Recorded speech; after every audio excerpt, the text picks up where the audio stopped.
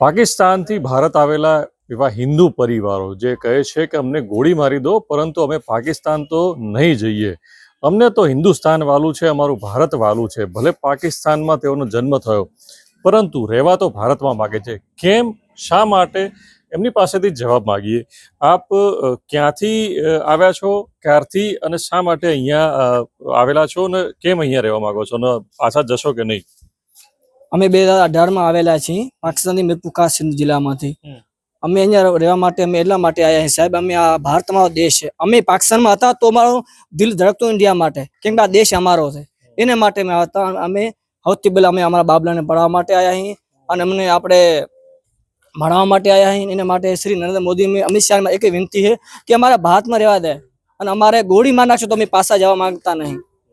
અમારે બહુ તકલીફ હતો સાહેબ, એવું કાઢીને અમે આવ્યા ભારતમાં આવ્યા છીએ, અમારા બાબલા માટે આવ્યા છીએ, અમે બાબલાને પઢાવવામાં ધર્મની શિક્ષા માટે આવ્યા છીએ। આ ભારત દેશમાં અમે આવ્યા છીએ। ત્યાં શું તકલીફ પડતી હતી? અહીંયા જો આપણે બહુ અહીંયા મિયાનું ચાલતું હતું, એમની પઢાઈ મદરસામાં પઢાઈ તો એમનું ચાલે, સ્કૂલમાં જાય તો એમનું બધું એમનું ચાલે, એના કારણે અમે અહીંયા આવ્યા છીએ। અહીંયા જો આપણે 5 વર્ષ બાબલું ગાયત્રી મંત્ર ભણાવે છે, શિક્ષા આપે, અહીંયા કોઈ આપવાનું નહીં, એ બધું એમનું ભણાવે, એના કારણે અમે ત્યાં આવ્યા છીએ। ધર્મ મૂકી બધું મૂકીને આ બાજુ આપણે ધર્મ માટે આવ્યા છીએ સાહેબ। ધર્મ માટે અહીંયા આવ્યા છે। આપ શું કહેશો? આપ કેટલા વર્ષથી અહીંયા છો અને શું સ્થિતિ છે ત્યાં? અને હાલ જે વાત ચાલી રહી છે સિંધુ જળસંધિની, જો એ બંધ કરવામાં આવે તો ત્યાં શું સ્થિતિ થશે?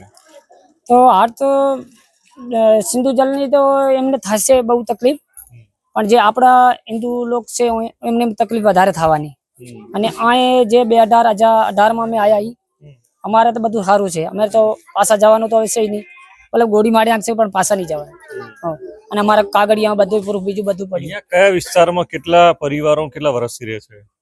અહીં કોઈ તો 6 મહિના થયા, કોઈને 12 મહિના થયા, કોઈને 3 વર્ષ થયા, કોઈ 2018 માં આવ્યા। અંદાજો 40-50 પરિવાર જેવા છે। તમે શું કહેશો? અહીંયા ભારત તમને કેમ વધુ ગમે છે? મને ગમે છે ભાઈ, અહીંયા તો હારો અમે મજૂરી કરીને ખાઈએ, બચ્ચા પાડીએ, નિહારે મેલીએ છોકરાને। હા, અહીંયા તમને સારું લાગે। અમે તો ગામમાં ફરવા આવી, તમને બીક ન લાગે, પણ અહીંયા તમને બીક લાગે પાકિસ્તાન તો। અહીંયા મને સારું લાગે છે।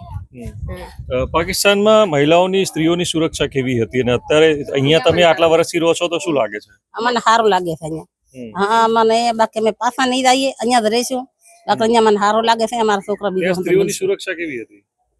બહાર નીકળવામાં નીકળી શકતા હતા? ના નીકળી। અને મને તો 8 વર્ષ થયા, અમને અહીંયા સારું લાગે છે। હા, અહીંયા જ રહીશું।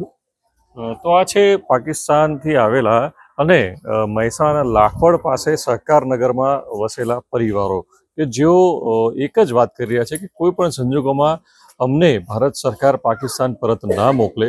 જો કે હાલમાં આ હિન્દુ પરિવારો લોંગ ટર્મ વિઝા પર અહીંયા રહી રહ્યા છે। લગભગ 40 થી 50 પરિવારો આ વિસ્તારમાં રહે છે। આ ઉપરાંત પણ મહેસાણા જિલ્લામાં લગભગ 800 થી વધુ લોકો કુલ અહીંયા રહી રહ્યા છે અને શાંતિપૂર્વક પોતાનું મજૂરી કરીને પોતાના પરિવારનું પેટ્યું પણ રડી રહ્યા છે। બસ એમની એક જ માંગ છે કે અમે તો પાકિસ્તાન નહીં જઈએ, અમારા માટે હિન્દુસ્તાન જિંદાબાદ। મહેસાણાથી મનીષ મિસ્ત્રી, TV9।